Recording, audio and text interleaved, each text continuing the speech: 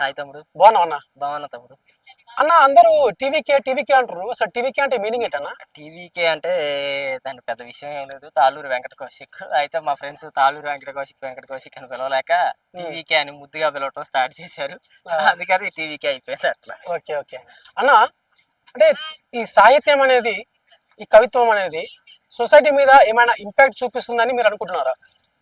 అసలు నేను చెప్పేది ఏంటంటే సమాజ నిర్మాణంలోనే కవిత్వం ఉంది. ఈ దేశ నిర్మాణంలో అయినా, ఈ సమాజంలో అయినా, ఈ రాష్ట్ర నిర్మాణంలో అయినా కవిత్వమే ఉంది. అంటే ఏ విధంగా? ఇప్పుడు తెలంగాణ రాష్ట్రం వచ్చింది. తెలంగాణ రాష్ట్ర నిర్మాణంలో ప్రధాన పాత్రగా పోషించి పోరాటం చేసింది ఏంటి? పాట. పాట అంటేనే కవిత్వం. అవును. ఇప్పుడు రకరకాలుగా ఆర్ట్ అనేది రకరకాలుగా ఎక్స్ప్రెస్ చేస్తారు మనిషి అనేది. ఇప్పుడు కొంతమంది ఏమనుకుంటారంటే విప్లవం అంటేనే కవిత్వం అనుకుంటారు. ప్రేమ మీద కవిత్వం చెప్పొచ్చు, అమ్మ మీద కవిత్వం చెప్పొచ్చు, తర్వాత వచ్చేసి రెవల్యూషనరీ సమాజంలో ఏదైనా అంశాన్ని స్పందించైనా కవిత్వం చెప్పొచ్చు. కవిత్వం అనేది ఇలానే ఉండాలి, ఇదే అనేది ఎప్పటి ఉండదు, ఎప్పటి వరకు ఉండదు. శ్రీశ్రీ చెప్పినైనా కవిత్వమే, ఇంకెవరు చెప్పినైనా కవిత్వమే. కాకపోతే శ్రీశ్రీ వాడిన వొకాబులరీ వేరుగా ఉంటుంది, ఆ గ్రామర్ వేరుగా ఉంటుంది, మామూలు నార్మల్ స్థాయి వాడింది కూడా ఎక్కువ ఉంటుంది. ఇంకా మీకు తెలంగాణలో ఉదాహరణ చెప్పాలంటే తెలంగాణలో జనపదం అంటారు. జానపదం అంటే ప్రజలు పాడుకున్న కవిత్వం. అది ప్రజలే కైగట్టి ప్రజలే కవిత్వాన్ని వాటికి ఆసువుగా చెప్పిన కవిత్వం. అది పుస్తకాల్లో రాసిన కవిత్వం కాదు తెలంగాణ కవిత్వం. ఉదాహరణ చెప్పాలంటే ఇంకా తెలంగాణలో ఇంకా బెస్ట్ చెప్పాలంటే కట్టెపుల్లను పట్టుకున్న తెలంగాణలో కవిత్వం వచ్చింది అంటారు, కవిత్వం కక్కిద్ది అంటారు. ఆ ప్రత్యేకమైన విధానం ఉందే కవిత్వం. కవిత్వం మీద ఇదంతా నిర్మాణం జరిగింది. కవిత్వమే పెద్ద ఇంపాక్ట్. దానివల్ల ఇంకా ప్రభావం అని అడగటం అనేది అన్న. అంటే మీకు బాగా ఇష్టమైన కవులు ఎవరు? నాకు ఇష్టమైన కవులు అని అడగటం అంటే ఇది చాలా పెద్ద పెద్ద క్వశ్చన్. ఎందుకంటే కొంతమంది పేరు అంటే ఇప్పుడు చెప్పాలంటే నాకు రెవల్యూషనరీ పరంగా అంటే ఇష్టం. ఎందుకంటే నా మైండ్ సెట్ అట్లాంటిది అనమాట. అలిశెట్టి ప్రభాకర్ కానీ, కలయకూరి ప్రసాద్ గారు కానీ, లేకపోతే దాశరథి నారాయణరావు గారు కానీ, ఇట్లా చెప్పుకుంటే గుంటూరు శేషేంద్ర శర్మ గారు కానీ, సమాజాన్ని ఎవరైతే బాగా ప్రభావితం చేయగలుగుతారు. ఇప్పుడు పాటల పరంగా వస్తే ఏపూరి సోమన్న గారు, లేకపోతే గద్దర్, ఇట్లా ఇట్లా సమాజాన్ని ఎవరైతే ఒక పాట గోరేటి వెంకన్న, ఇదంతా కవిత్వమే. వాళ్ళ ప్రతి పాటని ప్రతి కవిత్వాన్ని నేను చదువుతాను అనమాట. ఇట్లా చెప్పుకుంటూ పోతే చాలా మంది ఇంపాక్ట్ చేసిన వాళ్ళు ఉన్నారు నన్ను. అది చాలా కష్టం అన్న. సో అన్న, అంటే మీకు ఇష్టమైన కవులలో మీకు ఇష్టమైన వాళ్ళు రాసిన పుస్తకాలు కానీ లేకపోతే కవిత్వాలు కానీ కొన్ని మా కోసమని చెప్పండి. కలయకూరి ప్రసాద్ గారు రాసినవి అయితే అంటరాని ప్రేమ కవిత్వం అని కొంత రాశారు. తర్వాత ఇంకా చెప్పుకుంటూ పోతే అలిశెట్టి ప్రభాకర్ గారి కవితలు, నాగార గీతం, ఇట్లా రకరకాలుగా. ఇంకా చెప్పుకుంటూ పోతే గుంటూరు శేషేంద్ర శర్మ గారు నా దేశం నా ప్రజలు, బాలగంగాధర తిలక్ గారు రాసింది అమృతం కురిసిన రాత్రి, ఇట్లా చాలా ఉన్నాయి అన్న. అంటే ఒక కవిత్వం మీకు బాగా ఫేవరెట్ అయిన ఒక కవిత్వం మా కోసం చెప్పండి. నాకంటే చాలా ఉన్నాయి, ఒక ఫ్యూ కొన్ని చెప్తా మీకు. ఉదాహరణ, అడవి నేను కడలి నేను, ఉప్పొంగే మానవ సమూహాల సంఘర్షణని, అజ్ఞాతంగా అంతర్లీనంగా మట్టి పొరల్లో నుంచి పరివ్యాప్తమవుతున్న పోరాటపు పరిమళం, శుష్కించిన పల్లె నుంచి స్థూలమైన చూపు నుంచి పరాధీనమైన సేదంలో నుంచి ఆవిర్భవించిన మంటల జెండాల జాతరని, ముందు పాతర నేను, లోకభీష్టమైన వ్యవస్థలో లోహంగా మారిన పిడికిలి నేను, దోపిడి వటవృక్షాన్ని పూర్చే నేల పూర్చే సైనికుల సారథ్యం నేను, చరిత్ర పుటపై చెప్పుతున్న చెక్కు చెదరని సత్యం నేను, హిట్లర్ల 8 కస్తుల వంశం నేను, ఈ యుద్ధ వ్యవహారంలో పీడితులే నా అస్త్రం అణువస్త్రం, శత్రువులే నా పాదధూళి అతను అలిశెట్టి ప్రభాకర్ గారు. Super super. ఇంకొక రెండు ఫ్యూ. ఇంకా చెప్పాలంటే కలయకూరి ప్రసాద్ గారిది ఉంటుంది. నన్ను బాధితులని పిలవకండి, నేను అమరుణ్ణి ఎగిరే ధిక్కార పతాకాన్ని, మీకు చేతనైతే నా శవాన్ని ఈ నగరపు నడిబొట్టున ఖననం చేయండి, జీవన రవలిని వినిపించే ఓ వెదురువనాన్ని దర్శిస్తారు. మీకు చేతనైతే నా శవాన్ని ఈ దేశపు ముఖచిత్రంగా ముద్రించండి, ఓ సుందర భవిష్యత్తునై చరిత్ర పటంలోకి పరివ్యాపిస్తాను. మీకు చేతనైతే నన్ను మీ గుండెల్లోకి ఆవాహన చేసుకుని పెనుమంటల పెనుగులాటనై మళ్ళీ ఈ దేశంలోనే ప్రభవిస్తాను అంటాడు. సూపర్. ఇదంతా ఏంటంటే అక్షరాలను పొదిగేయటం కాదు. కవిత్వం అంటే అక్షరాలను పొదిగేయటం కాదు, ఒక స్పందించే గుణాన్ని, ఒక ఉద్ధృతమైన భావాన్ని, భావజాలాన్ని ఒక సమూహంగా ఏర్పరిచి దాన్ని ఒక కవిత్వంలో నింపటం అనమాట. ఒక మహాకవి అంటాడు, 2 లైన్లకి మధ్య కవి హృదయం కనపడిద్ది అని చెప్పేసి. 2 లైన్లకి మధ్య అంటే కవి యొక్క ఇంపాక్ట్ ఎంత ఉంటది సమాజం పట్ల, ఎంత నిబద్ధత ఉంటది, ఎంత స్పందించే గుణం ఉంటది అనేది ఎట్లాంటి కవిత్వాలు తెలియజేస్తాయి అనమాట. అన్న అంటే మీకు బాగా మోటివేట్ చేసినాయి కానీ మీకు బాగా మీ లైఫ్ మీద ఇంపాక్ట్ చూపినటువంటి అలాంటి కవితలు ఇంకేమైనా ఉన్నాయా? ఇప్పుడు రెండు చెప్పినవి కూడా బాగా ఇంపాక్ట్ చూపించినాయి, ఇంకా చాలా ఉన్నాయి. గుంటూరు శేషేంద్ర శర్మ గారి చెప్పుకుంటే ఆయన ఏమంటాడంటే, బాలుడి కంటిలోని నీ కంటిలోని తడిని సంద్రాన్ని చూసి నేను చెట్లతో మొరబెట్టుకుంటున్నా, ఆకుల్ని కాదు తుపాకుల్ని గాయమని భవిష్యత్ తరాల పోరాటానికి అంటారు మన గుంటూరు శేషేంద్ర శర్మ. అది వండర్ఫుల్ కవిత్వం. అవును. ఒక బాలుడి కంటిలో కన్నీరు చూడటం అంటే ఏంటి? కింద కష్టపడి పేద వర్గాల్లో నుంచి ఆ కష్టం చిన్నప్పుడే ఏంటి, అంత కుంగిపోయిన జీవితం ఎందుకు, అంత బాధ కలిగిన జీవితం సమాజం ఎందుకు ఇచ్చింది, సమాజంలో ఎందుకు అలా పెరుగుతున్నాయి ఆ వర్గాలు అని చెప్పి సమాజం మీద ఎంత మెచ్యూరిటీ ఉండాలి, ఎంత అవగాహన ఉండాలి కవికి అనేది నేను అంటాను. కవులు చాలా గొప్ప. ఇంకా చాలా ఉన్నది. చిన్నమ్మ నీకెన్నెన్నో అవమానాలు చేశారు, అవినీతిని ఎంటగట్టారు, ఆడదానికి సాహసం పనికిరాదన్నారు చిన్నమ్మ. వీళ్ళు భయపడిపోయిన మనుషులు, గతించిన కాలపు నేడు సంగపు కట్టుబాట్లకు వీళ్ళు రక్షకు బట్లు, శ్రీమంతుల స్వేచ్ఛావర్తనకి వీళ్ళు నైతిక భాషలు, రోజు పేపర్ చదివి పాపం పుణ్యం కేటాయించి మహాభారతం చదివేసి ఇదే జీవితం అని పలికే మూర్ఖులు చిన్నమ్మ. వీళ్ళను అసహించుకోకు, వీళ్ళని కోపగించుకోకు, వీళ్ళను శాపగించుకు చిన్నమ్మ, వీళ్ళను క్షమించి వదిలే అని చెప్పేసి మామూలు కవిత్వం కాదు. అంటే ఒక స్త్రీని అన్ని ఇబ్బందులు పెట్టినా ఒక మాతృమూర్తి నువ్వు క్షమించు అంటుంది సమాజం. అంటే ఒక దేశాన్ని, అది ఒక దేశం గురించి చెప్తున్నా, దేశాన్ని మాతృస్థానంలో కూర్చోబెట్టి చెప్తే నీకు ఇన్ని అవమానాలు చేశారు. ఇట్లా గుంటూరు శేషేంద్ర శర్మ గారు సమాజం మీద ఎంత అవగాహన ఉంది, సమాజం మీద ఎంత ప్రేమ ఉండి, ఎంత స్పందించే గుణం ఉంటే ఎట్లాంటి కవిత్వం చెప్తారు. మాతృమూర్తిగా ఊహించుకొని సమాజం ఇన్ని అవమానాలు చేసింది అంట. ఇంకా బ్యూటిఫుల్ కవిత్వం చెప్తారు. ఏం చెప్తారు తెలుసా?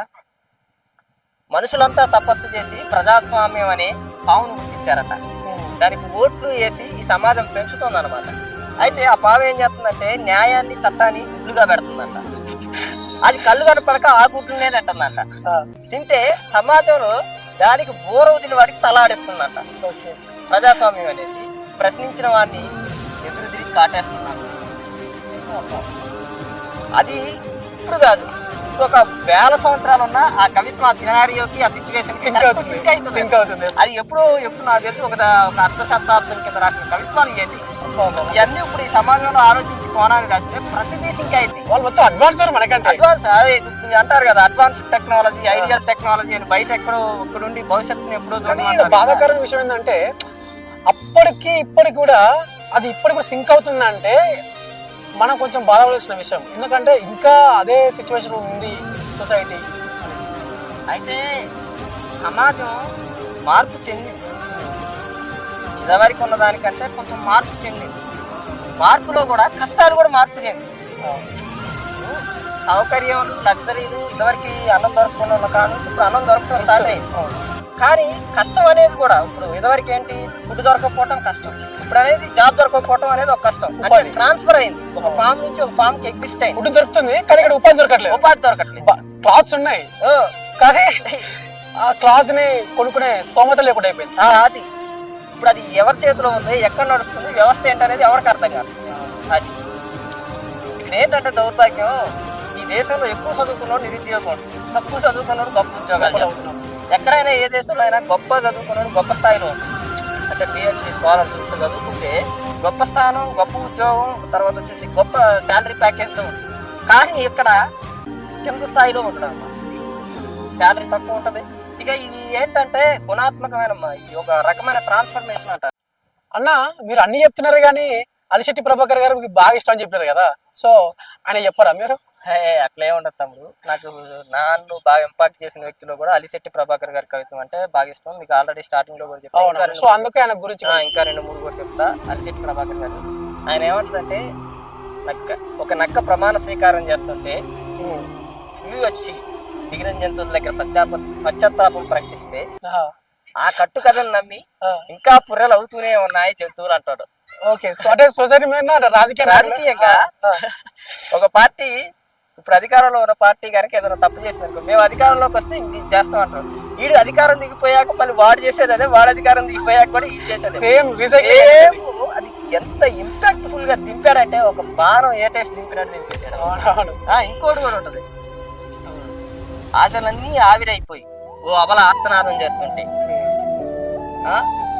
ఆశలన్నీ ఆవిరైపోయి ఓ అబల ఆర్తనాదం చేస్తుంటే, బాధ భరించలేక ఓ రోగి ఆత్మహత్య చేసుకుంటే, కులమంటూ వర్గమంటూ మతమంటూ విడిపోతున్న ఈ దేశాన్ని నిర్మాణం చేయగలిగే శక్తి ఎవరికి ఉంది అంటాడు.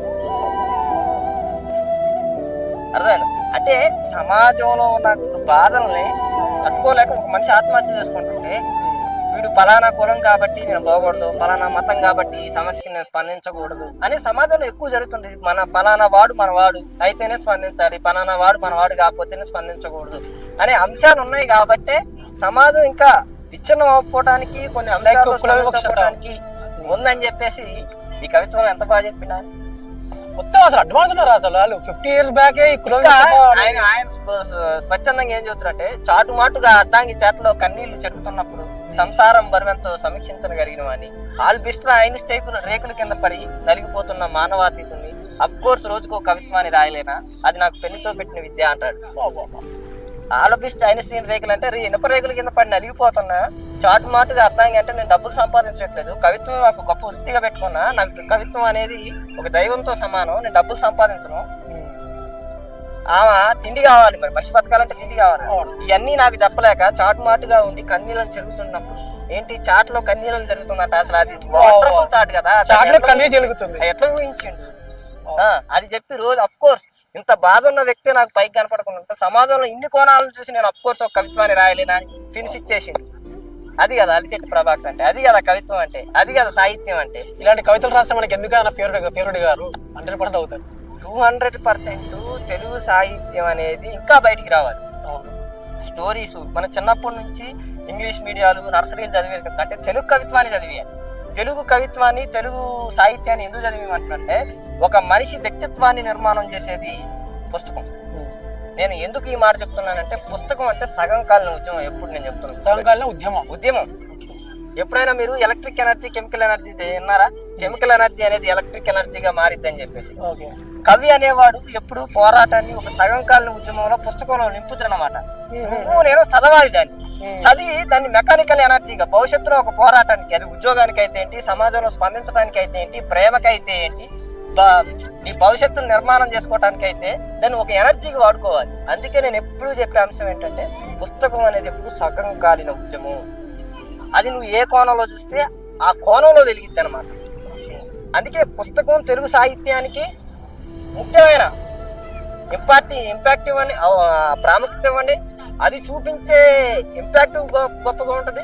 అది మన భవిష్యత్ తరానికి గొప్ప ఎదుగుదలను నేర్పిస్తుందని నేను చెప్తున్నాను.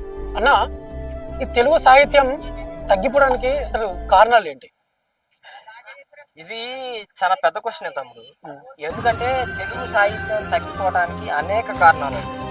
ఇప్పుడు ప్రభుత్వాలు, పాలకులు, సమాజం మైండ్ సెట్ ఎట్లుందంటే, డబ్బు సంపాదించాలి. నన్నే చాలా మంది అన్నారు సమాజం, కవిత్వం డబ్బు నీకు బోబెట్టిద్దా, కవిత్వం నీకు ఏమైనా ఇచ్చిద్దా, బట్టలు ఇచ్చిద్దా, ఇది ఇచ్చిద్దా అని చెప్పి. కవిత్వం అనేది ఒక ఆర్టిస్టికల్ ఫామ్ అంటారు. అది చాలా గొప్ప విషయం. కవిత్వం రాయడం అనేది చాలా చిన్న విషయం కాదు కదా. దాన్ని ప్రోత్సహించే అంశాలు తగ్గిపోయింది. ఇంగ్లీష్ మీడియాలు పెరిగిపోయినాయి. తెలుగు పుస్తకాలు అంటే తెలియదు, తెలుగు పద్యాలంటే తెలియదు, తెలుగు కవిత్వం. అసలు ఇప్పుడున్న పిల్లలకి అసలు తెలుగు రాయడానికి, తెలుగు చదవడానికి కూడా రాదన్నా. మాకు తెలిసిన చుట్టుపక్కల తమ్ముళ్ళు ఉన్నారు. మరి ఇంగ్లీష్లో ఏమో స్టైల్ సంతకం పెడతారు, తెలుగులో వాటి పేరు సంతకం పెట్టమంటే కరెక్ట్గా అక్షరం పొలుగోకుండా పెట్టలేదు. సైన్ రాదు, అసలు సైన్ రాదు. ఎంత అవమానం అంటే, అసలు సంతకమే రాదంటే నువ్వు తెలుగు సాహిత్యాన్ని ఏం చదువుతావు కదా. ఇప్పుడు నువ్వు తెలుగువాడిగా పుట్టి దేశ భాష నందు తెలుగు భాష లెస్స అని శ్రీకృష్ణదేవరాయలు, ఆయన మన భాష కాదు, మన ప్రాంతం కాదు, అర్థమైందా? ఆయన ఎక్కడి నుంచో మన దగ్గరకు వచ్చి తెలుగు నేర్చుకుని తెలుగు గొప్పది అని ప్రాముఖ్యత సాధించిన అర్థవంతం మంది. ఇప్పుడు ఇదివరకు చూస్తే జపాన్లో తెలుగు నేర్చుకుంటున్నారు, అమెరికాలో తెలుగు నేర్చుకుంటున్నారు. తెలుగు సాహిత్యంలో అంత గొప్ప విలువైన అంశాలు ఉన్నాయి. తెలుగు అనే అంశంలోకి వచ్చేసరికి ఎందుకు అదేదో నామోషపదంగా చాలా మంది చాలాసార్లు చెప్తారు. ఇప్పుడు వేరే భాష వాళ్ళు కలిసారు, హిందీ వాడు కలిపితే హిందీలో మాట్లాడుకుంటున్నాం, తమిళ వాడు కలిపితే తమిళ్లో మాట్లాడుకుంటున్నాం. ఇట్లా రకరకాల భాషల వాళ్ళు వాళ్ళ భాషకు ప్రాముఖ్యత. ఎగ్జాంపుల్ చూడ, హైదరాబాద్ లో కూడా తెలుగు వచ్చిన వాళ్ళు హిందీలో మాట్లాడుతారు, హిందీ మాట్లాడతారు, లేదంటే హాయ్ బ్రో. ఇంగ్లీష్ నేను అనేది ఏంటంటే, నీ అస్తిత్వం ఏది, థింకింగ్ ఏది, నీ భావజాలం ఏది, నువ్వు పెంచి పోషించిన దాన్ని గర్వంగా చెప్పుకోవాలి. కానీ నేను దాన్ని గర్వంగా చెప్పుకోను, నాకు అది నామోసి చెప్పుకుంటే జనం ఎలా చూస్తుంది, సొసైటీ ఎలా చూస్తుంది అనుకోవడానికి ఎట్లాంటి అంశాలు ప్రధానమైన కారణం. అది కాక జాబులు అనేవి ఎక్కువ ఇంగ్లీష్ మీడియాలో, ఇప్పుడు సాఫ్ట్వేర్ అట్లాంటి దాంట్లో కమ్యూనికేషన్ కోసం వాడాల్సింది అది మదర్ టంగ్ లా చేస్తున్నారు. ఇప్పుడు కమ్యూనికేషన్ కోసం వాడాల్సిన లాంగ్వేజ్ మదర్ టంగ్ లా చేసేసరికి ఏంటంటే ఇంగ్లీష్ సినిమాలు, కొరియన్స్ డ్రామాలు ఇవన్నీ చూడటం వల్ల ఏంటంటే ఆటోమేటిక్గా తెలుగు అనేదాన్ని తగ్గించడానికి, నాకు తెలిసినంత వరకు తెలుగు అనేది చంపేయడం చాలా కష్టం. కాకపోతే ఆ ప్రభావం తగ్గుతూ ఉంటుంది అన్నమాట. అర్థమైంది. దాన్ని నిర్మాణం చేయాలంటే ఏం చేయాల్సింది, పెద్దగా యూనివర్సిటీలో పెద్ద పెద్ద ప్రత్యేకమైన తెలుగు క్లాసులు తీసుకోవాలి.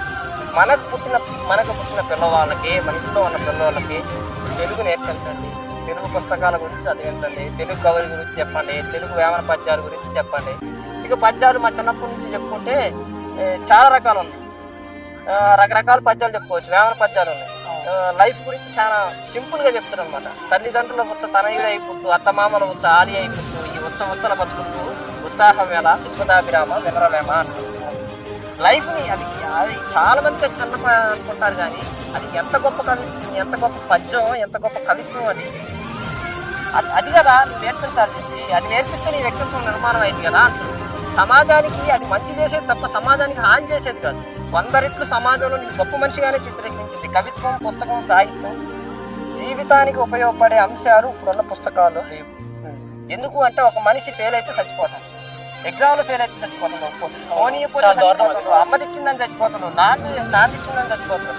కానీ తెలుగు సాహిత్యంలో, తెలుగు కవిత్వంలో ఒక మనిషి ఎలా నిలబడాలి, ఏ కష్టాన్ని ఎలా తట్టుకోవాలి అని ప్రతిదీ ఉంది. ఇంకా చెప్పుకోవాలంటే జాషువా గారు చెబుతారు, కుల మతాల గీతలు తెచ్చి పంజరాను కట్టుబడను నేను, నిఖిల లోకంబులు ఎట్లా నిర్ణయించిన కానీ నాకు తరుగు లేదు నేను విశ్వనరుణ్ణి అంటాడు. అప్పుడున్న సమాజం ఏంటంటే ఆయన తక్కువ కులాల్లో పుట్టిందని, నువ్వు కవిత్వం చెప్పడానికి పనికిరావు, నువ్వు ఈ కవిత్వం సాహిత్యం పనికిరాదంటే ప్రపంచం అంతన్నా ఏదన్నా అనుకోని నేను ప్రపంచానికి పనికిరాదనుకున్నా కానీ నేను ప్రపంచానికి విశ్వనరుణ్ణి అంటాను. నేను గొప్ప వ్యక్తిని ప్రపంచంలో మీరు అనుకున్నట్టు కాదు అని కవిత్వం అంటే ఆ టైప్ ఆఫ్ కాన్ఫిడెంట్. మనిషికి కావాల్సింది ఏంటి? కాన్ఫిడెన్స్ కావాలి. ఏది సాధించాలన్న లైఫ్ అది ఏది ఇచ్చింది? కవిత్వం ఇచ్చింది, పుస్తకం ఇచ్చింది. ఇప్పుడు నీకు కొన్ని సమస్యలు ఉన్నాయబ్బా, మనిషికి చెప్పుకోలేవు, కానీ పుస్తకం చదివితే నువ్వు సిచ్యువేషన్స్, సినారియోస్ ఆలోచించుకొని ఈ సిచ్యువేషన్లో వీళ్ళు ఎలా బయటపడ్డారు అనే జ్ఞానాన్ని ఇచ్చింది. నీ క్రియేటివిటీని పెంచింది, నీ ఇమాజినేషన్ పవర్ని పెంచింది అనమాట. నీ కార్యాచరణ మార్చింది, నీ వ్యూహాలు, స్ట్రాటజీస్. నువ్వు గొప్ప వాళ్ళని ఎలాంటి మస్క్ ఇట్లాంటి వాళ్ళు అందరినీ వాళ్ళ భాషలో పుస్తకాలు చదువుకుంటారు. ఇంగ్లీష్ ఉంటే ఇంగ్లీష్లో పుస్తకాలు చదువుకుంటారు, హిందీలో ఉన్న వాళ్ళైతే హిందీలో పుస్తకాలు చదువుకుంటారు. మన తెలుగు వాళ్ళు మన తెలుగు పుస్తకాలు చదువుకుంటే మనం ఎదుగుతాం కదా. నీ సంస్కృతి తెలియాలి, నీ వేషధారణ తెలియాలి, నీ కట్టుబట్టినట్లునే తెలియాలి, నీ చరిత్ర తెలియాలి, నువ్వు ఎలా ఉంచావనేది అది తెలిస్తేనే కదా నీ నిర్మాణం అనేది. నువ్వు అనేవాడివి ఎలాంటి వాడివి అనేది తెలియటానికి. ఇప్పుడు నాకు తెలియకుండా నేననే పోతే నాకేమన్నా వాల్యూ ఉంటుందా? ఉండదు కదా. అందుకే నేనేం చెప్తానంటే కవిత్వాన్ని, తెలుగు సాహిత్యాన్ని ప్రోత్సహించండి తల్లిదండ్రులు. ఎందుకు తల్లిదండ్రులు ఉద్యోగాలు రావని ఆలోచిస్తున్నారు? గొప్ప చదువుకున్న వాళ్ళందరూ తెలుగు సాహిత్యాలు చదువుకున్నారు. ఒకప్పుడు మాజీ ముఖ్యమంత్రి కేసీఆర్ గారు పద్యాలు రాస్తారు తెలుగు. చాలా మంది ఇంగ్లీష్ అనేది వాళ్ళు కూడా ఉన్నాయి. ఇప్పుడున్న ఎంతో గొప్పలు కూడా వాళ్ళు ఇంటర్లోనో, డిగ్రీలోనో, లేకపోతే పీజీలో తీసుకున్న వాళ్ళే, తెలుగు మీద చేసిన వాళ్ళు. నేను అనేది ఏంటంటే తెలుగు వల్ల ఎదిగిన వాళ్ళు ఉన్నారు, చాలా మంది ఉన్నారు. పాడైపోయిన వాళ్ళు ఎవ్వరూ లేదు. సాహిత్యం వల్ల, తెలుగు సాహిత్యం వల్ల నేను అనేది అది ఆలోచించుకొని సమాజం పరిణితి చెందాలని. ఇప్పుడు మీలాంటి యువకులు వచ్చి ఈ అంశాలని సమాజం ముందు పెట్టాలనుకోవడం చాలా పెద్ద మార్పు. ఇది ఇప్పుడు ఇది చిన్న టీ కప్ అయి ఉండొచ్చు, కానీ చిన్న గాజు గ్లాసులో లాంటి విప్లవం అయి ఉండొచ్చు, కానీ రేపు భవిష్యత్తులో భయంకరమైన యుద్ధాన్ని సృష్టించేది. అంతే కదా. అంతే. ఇప్పుడు నాలాంటి వాళ్ళు చాలా మంది ఉన్నారు సమాజంలో. నాలాంటి యువకులు చాలా మంది నాకంటే ఎక్సలెంట్ కవిత్వం చెప్పేటోళ్ళు. ఇప్పుడు నేను చెప్పే కవిత్వం 1% అయ్యి ఉండదు. నాకంటే ఫ్లూయెంట్గా, నాకంటే ఇప్పుడు నాలెడ్జ్తో చెప్పే కవిత్వం మీలాంటి అందరూ కూడా బయటికి రావాలా? వస్తారు, ఉన్నారు. కాకపోతే వాళ్ళకి వేదిక లేదు. వాళ్ళు కొంతమంది ఏంటంటే వ్యక్తిగత స్వేచ్ఛ అంటారు. వాళ్ళ స్వతంత్రంగా ఇష్టపడటానికి, అంటే వాళ్ళు స్వతంత్రంగా ఉండటానికి, ఎక్కడ బయట చెప్పుకోవడానికి ఇష్టపడరు. వాళ్ళు రాసుకుంటారు డైరీ. ఎప్పుడు సమాజంలో బయటకు వచ్చిన కవిత్వం కంటే డైరీలో నింపుకొని ఆ కవి చచ్చిపోయిన తర్వాత బయటకు వచ్చిన కవిత్వమే ఫేమస్ అయ్యింది. అవునా కదా. అప్పుడు వేదన పడి